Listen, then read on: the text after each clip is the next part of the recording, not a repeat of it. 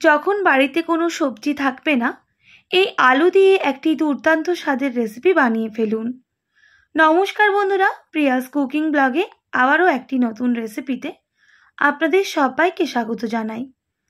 আজকে আমি সম্পূর্ণ নিরামিষ পদ্ধতিতে আলুর একটি দুর্দান্ত স্বাদের রেসিপি শেয়ার করব। প্রথম থেকে শেষ পর্যন্ত দেখতে থাকুন, আশা করি রেসিপিটা ভালো লাগবে।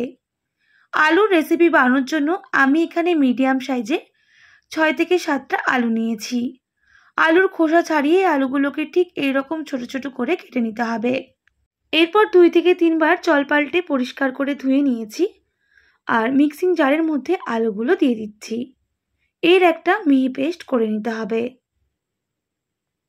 তো বন্ধুরা দেখুন, আমি আলুর মিহি পেস্ট করে নিয়েছি, একটু লক্ষ্য করে দেখুন। এরপর আমি পেস্টটা একটা পাত্রের মধ্যে ঢেলে নিচ্ছি। যেহেতু আলুটা বেটে নিয়েছি তাই হাওয়া লাগলেই লাল হয়ে যাবে। লাল হয়ে গেলেও এর স্বাদ কিন্তু বদলাবে না। বন্ধুরা, এবার দিয়ে দেব স্বাদ মতো লবণ, সামান্য হলুদের গুঁড়ো, সামান্য ঝাল লঙ্কার গুঁড়ো, অবশ্যই ঝালটা কম বেশি করে নেবেন।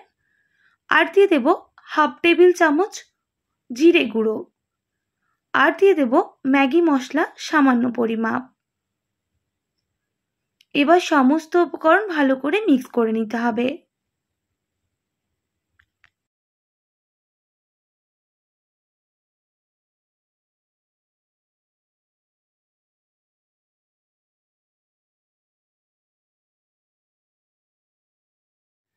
এরপর আমি দিয়ে দেব 3 টেবিল চামচের মতো বেসন।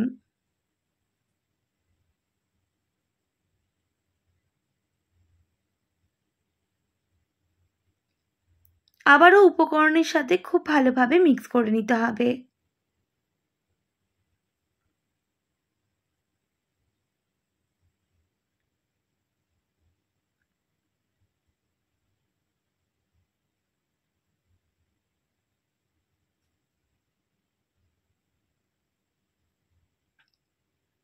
বন্ধুরা, আমি ভালোভাবে মিক্স করে নিয়েছি।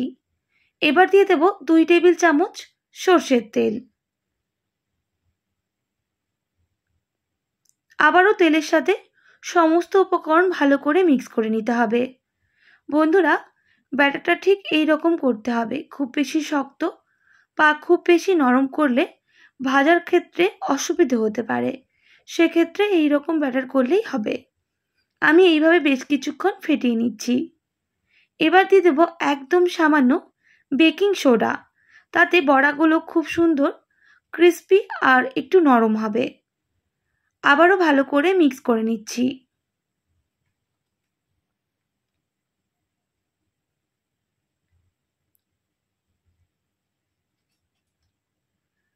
তো বন্ধুরা, একটু লক্ষ্য করে দেখুন ব্যাটারটা ঠিক কীরকম রেখেছি, ঠিক এইভাবেই কিন্তু ব্যাটারটা রাখতে হবে।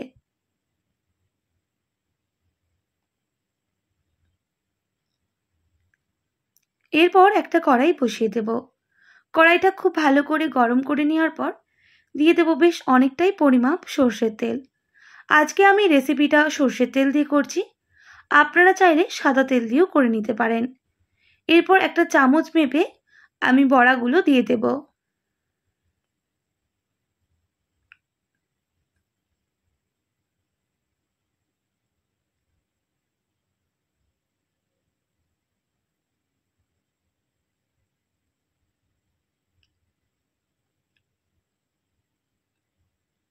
দেখুন বন্ধুরা, প্রত্যেকটা বড়া কিন্তু একই সাইজের হয়েছে। এবার এক পিঠটা ভাজা হলে হালকা হাতে আরেক দিকটা উল্টে দিতে হবে। এইভাবে উল্টে পাল্টে বেশ লালচে করে ভেজে নিতে হবে।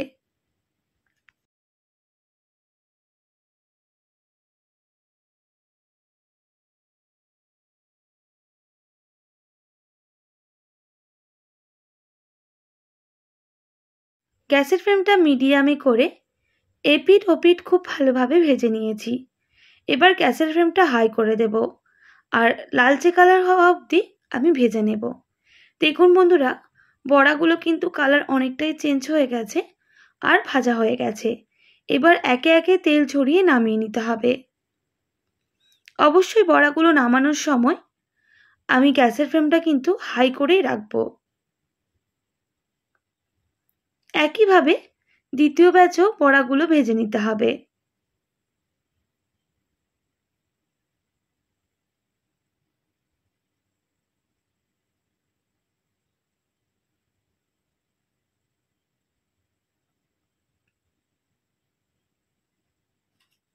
একইভাবে উল্টে পাল্টে আমি খুব ভালো করে বড়াগুলোকে ভেজে নেব।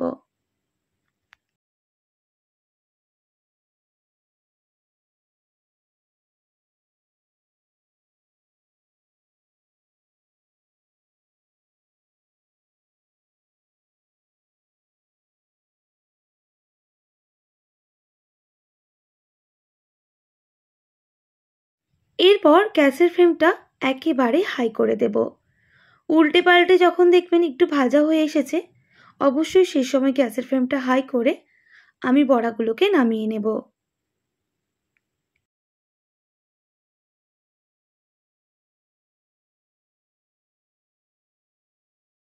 বন্ধুরা, সমস্ত বড়া আমি ভেজে নিয়েছি।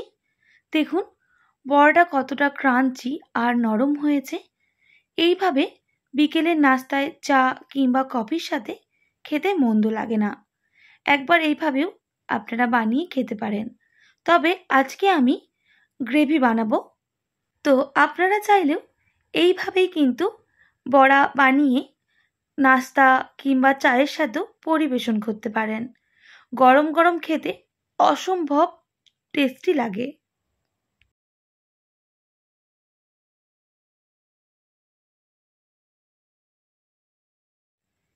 এরপর আবারও কড়াইটা বসিয়ে দিলাম। বেশ কিছুটা তেল রয়ে গেছিল, সেই তেলের মধ্যে দিয়ে দেব একটা তেজপাতা আর গোটা জিরা। তেজপাতা আর জিরা ভেজে নিয়েছি। সামান্য হিং দিয়ে দেব আর দিয়ে দেব 1 টেবিল চামচ আদা বাটা। আদা বাটাও খুব ভালো করে ভেজে নিতে হবে। আদা ভালো করে ভেজে নেওয়ার পর অল্প একটু জল দিয়ে দেব।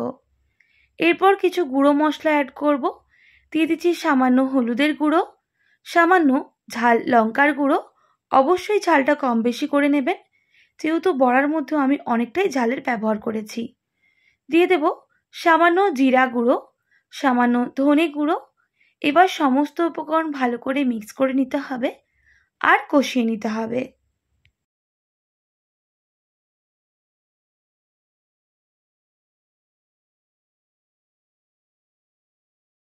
বেশ কিছুক্ষণ কষিয়ে নেওয়ার পর আমি সামান্য পরিমাপ কাশ্মীরি লঙ্কার গুঁড়ো দিয়ে দিচ্ছি কালারের জন্য। আপনাদের যদি অপছন্দ হয়ে থাকে সেক্ষেত্রে স্কিপ করতে পারেন। আবারও মশলাটা বেশ কিছুক্ষণ কষিয়ে নিতে হবে। প্রায় 1 মিনিট মতো মশলাটাকে কষিয়ে নিয়েছি। এবার দিয়ে দেবো একটা মিডিয়াম সাইজের টমেটো কুচি। আর টমেটো ওই মশলার সাথে ভালোভাবে মিক্স করে নিতে হবে, যাতে টমেটো খুব তাড়াতাড়ি নরম হয়ে যায়। তাই অল্প একটু লবণেরও ব্যবহার করতে হবে, অবশ্যই স্বাদ অনুযায়ী।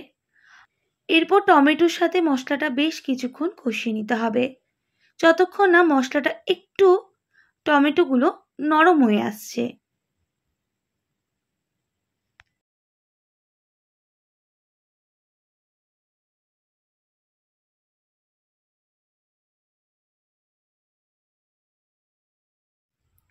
তো দেখুন বন্ধুরা, টমেটোগুলো অনেকটাই নরম হয়ে গেছে আর টমেটোর যে এক্সট্রা জলটা সেটাও বের হয়ে গেছে। এবার মশলার সাথে আরও বেশ কিছুক্ষণ কষিয়ে নিতে হবে, যতক্ষণ না মশলার কাঁচা গন্ধটা চলে যাচ্ছে। এবার দিয়ে দিচ্ছি 2টো কাঁচা লঙ্কা। আবারও মশলার সাথে মিক্স করে বেশ কিছুক্ষণ কষিয়ে নেব।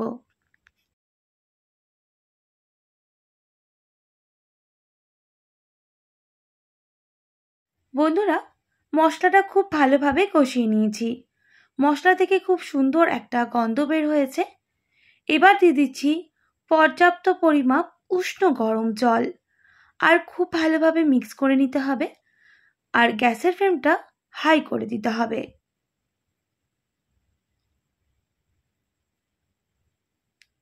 মিক্স করে নিয়েছি। এবার বেশ কিছুক্ষণ আমি ফুটিয়ে নেব।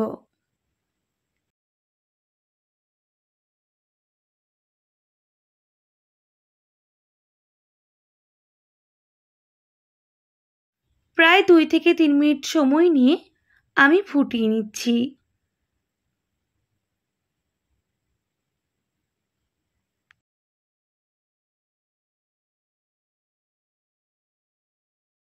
তিন মিনিট মতো ফুটিয়ে নিয়েছি।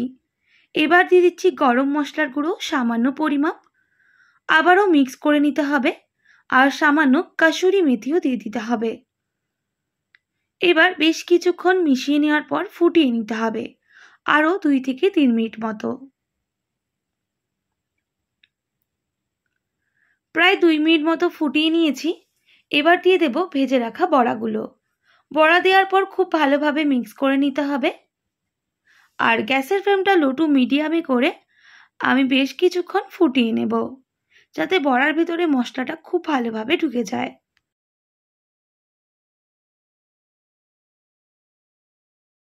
এইভাবে 1 থেকে 1.5 মিনিট সময় নিয়ে আমি ফুটিয়ে নিচ্ছি, তবে গ্যাসের ফ্লেমটা লো টু মিডিয়ামে করে।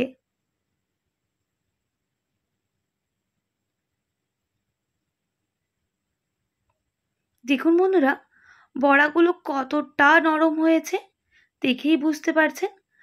সম্পূর্ণ নিরামিষ আলুর রেসিপি একেবারে রেডি। এবার নামিয়ে নিয়ে আমি বেশ কিছুক্ষণ ঢাকনা দিয়ে ঢেকে দিচ্ছি। প্রায় 2 মিনিট পর ঢাকনাটা সরিয়ে নিলাম। দেখুন কতটা সুন্দর হয়েছে দেখতে আর লোভনীয় হয়েছে।